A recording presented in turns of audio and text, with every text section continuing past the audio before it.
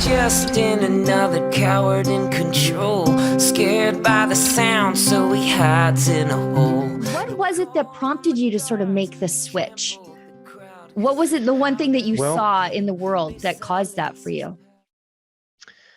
It was kind of just the world in general, and at the end of 2020, sort of looking around, wondering, none of my peers in the music industry going to speak up, and do I want to look back on this time thinking, wondering, did I say anything? Did I do anything?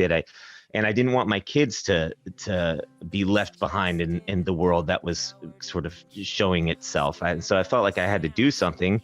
And music is my tool. So I kind of chose to jump off the platform and piss off a bunch of fans and lose some, and then gain a whole new crowd of people that I love and appreciate and who get me and I get them. And it's been a wild ride, but it's certainly been worth it.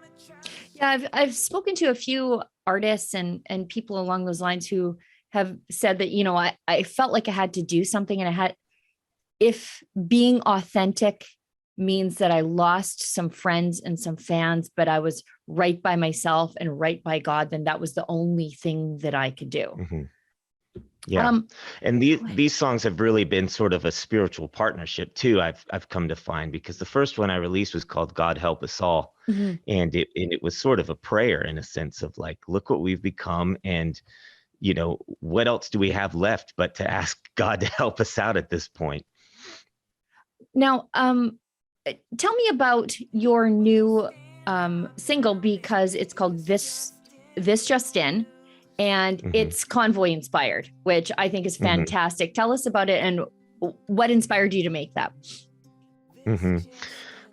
So This Just In it's sort of a play on words. It's taking aim at Justin Trudeau, and I was following the Ottawa Convoy stuff online as it was happening live. And I was I loved every second of it, because this was the way to peacefully protest. And I felt like it was changing conversation. And I was fascinated by the idea that like this whole thing was live streamed by everybody who was there. You could see what was happening as it was happening. And you're seeing the bounce houses and these unifying moments of singing and song.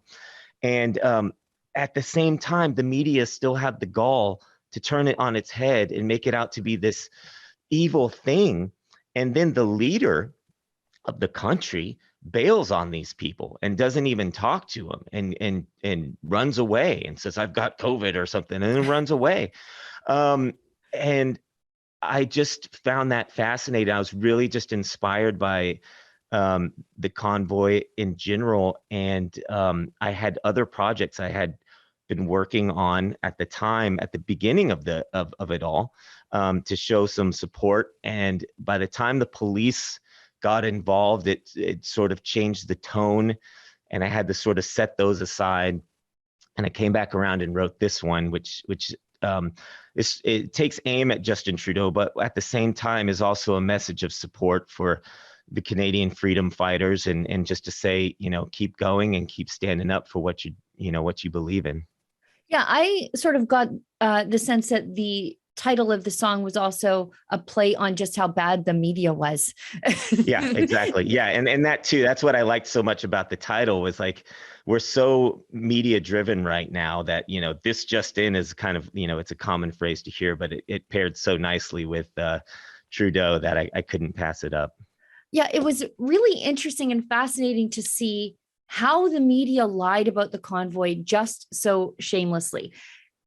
Even though they knew more people were watching the live streams or the work of our journalists here at Rebel News live on the ground, they knew more people were consuming that bit of news more than people were turning to the mainstream media for the truth about the convoy. Yet they still continued to lie. They still continued to say that it was this violent, misogynistic, white supremacist uprising. When you're looking around and you're saying, bouncy castles, there's shinny hockey, there's, it's far more diverse than the mainstream media if you're checking demographic boxes, and who does that?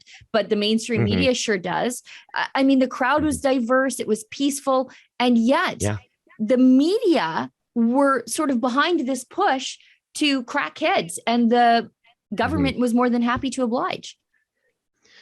Yeah, it's amazing. I mean, the most beautiful clip I saw from the whole thing was it was literally people holding hands in a circle from all walks of life singing "We Are the World." Yeah. And I'm like, when do you ever see this in life? And they still made it a bad situation. And in January, I got the same experience. I was in Washington, D.C. for Defeat the Mandates, which is a huge rally. 35,000 people were there. We were on the steps of the Lincoln Memorial. It was a beautiful day. We marched peacefully. We didn't have any run-ins with police or anything. It was one of the most unifying experiences of my life. But then you read what the media reports about it, and you're going, I was there. Yeah. Like, you can see what happened. And it's just astonishing that they have this control and the gall to still push a narrative no matter how blatantly wrong they are. You can see the truth for your own eyes. And it's frightening that people still even believed it afterwards. They have the truth right there in front of them. We all have the truth in front of us, but people will still choose to sort of turn a blind eye. They don't want to admit that they're wrong. If you'd like to get access to my show, as well as other great TV style shows too, like Ezra's Nightly Ezra Levant Show and David Menzies' Friday night show, Rebel Roundup, just go to rebelnews.com/subscribe. That's rebelnews.com/subscribe.